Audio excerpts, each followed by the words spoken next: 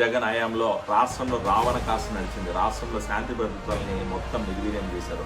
రాష్ట్రంలో ఉన్న వ్యవస్థలన్నింటినీ కూడా నిర్వీర్యం చేసి రాష్ట్రాన్ని రావణ కాసు చేసినప్పుడు మీ జగన్మోహన్ రెడ్డి ఎందుకు ప్రశ్నించలేకపోయినారు?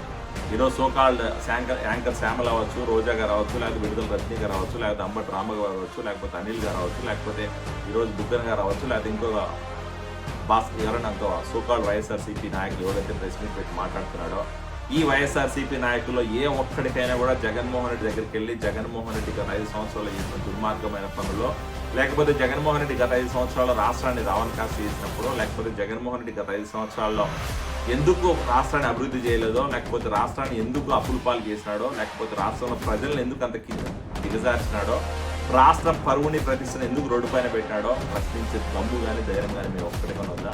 లేదు. ఎందుకంటే జగన్మోహన్ రెడ్డి దగ్గరికి వెళ్ళి మాట్లాడే ధైర్యం లేదు. కానీ జగన్మోహన్ రెడ్డి మెప్పు కోసం జగన్మోహన్ రెడ్డి చేసే తప్పుడు పనులు